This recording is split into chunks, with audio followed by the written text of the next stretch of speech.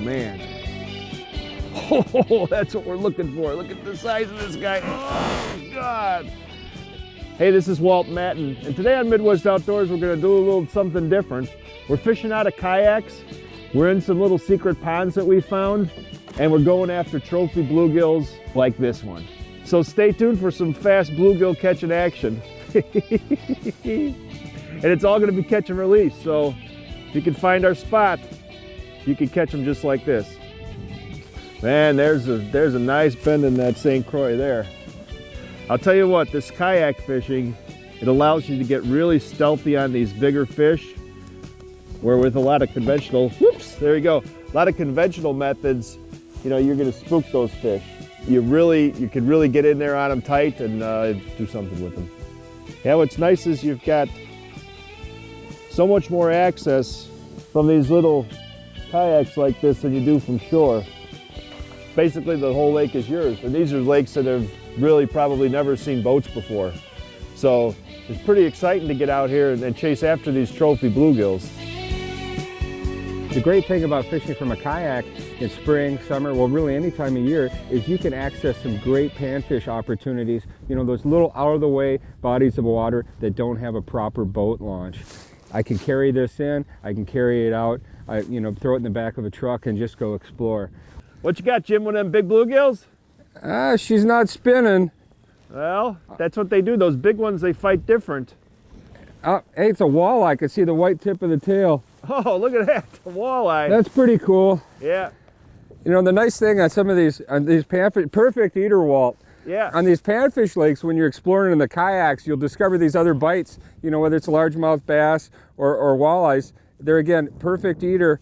On the Bee Fish and Tackle precision jig head, I switched to a leech, Walt. I had to. Well, that's what I've been catching the big bluegills on, is a leech. I haven't been catching those trash fish like you.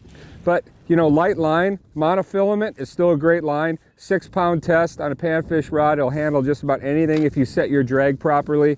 That one's going in the frying pan. Oh, there you go. Now let's go get some gills. Release to the grease. Rigging a kayak like the Old Town Predator PDL is pretty simple. I've got a standard milk crate, which sits right behind me. You can find milk crates pretty much anywhere. Some Plano boxes in the back. I've got my net. I've got access to my tools, some electronics, a GoPro mount. You get pretty high tech, and everybody rigs them differently depending on how you fish. Today we're doing some pan fishing, so I've got this little fraybill net. I've got a slip bobber rig. I've got a jig head and a plastic, some stuff from Bee Fish and Tackle, and custom jigs and spins. Basically everything I need to go anywhere, even those lakes, you know, with no boat launches, where some of the biggest panfish hide. So one of the things that I've been doing here is I've been trying some different bait, and that's a nice fish right there. So I've been trying some different bait. I've got some waxworms, I've got some crawlers that I'm putting into smaller pieces, but the really big bluegills are going to go for leeches. And basically, you know, you're putting them on there like you're walleye fishing, except on a much smaller scale. I got the flu here. If you're looking for a real true trophy bluegill, this is going to be your bait. Now, a lot of times you might want a darker color, but today it seems like this bright yellow, they're pretty attractive to it, so I'm going to stick with that. Is that a good one? I can't tell. I don't even know what species it is, Walt.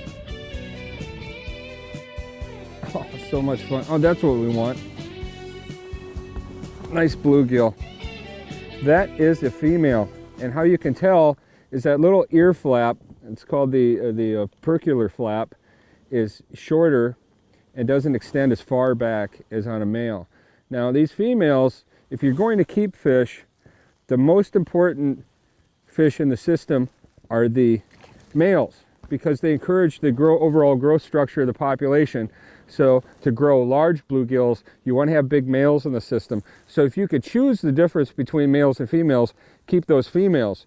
It's always a good idea to keep those fish, you know, in the 7-8 inch class. Let those 9, 10, and even bigger fish go. They're really important to fisheries. Oh, this one's spinning. Nice thing about the pedal drive on these is you've got such good boat control. Man, that's a giant, and that is a male. So as you can see, that ear flap is longer. You've also got this bright orange, so a little bit of blue and purple. That's a good sign that you're dealing with a male bluegill. That's a nice fish. Let's get him back in the water. Walt! Yeah. I think they're right on this break.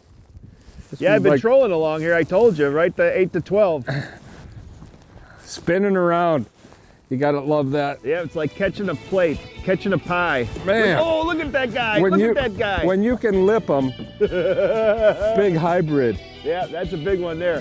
This has been some great fishing, and I hate to leave, but you say there's a great bass lake nearby, huh? Bass and pike, man. Bass and pike. Bass and pike out of a kayak. So stick around for the next one. We'll give those fish a workout too. Until next time, this is Walt Matan along with my good buddy Jim Edlund. All right. Midwest Outdoors will be right back.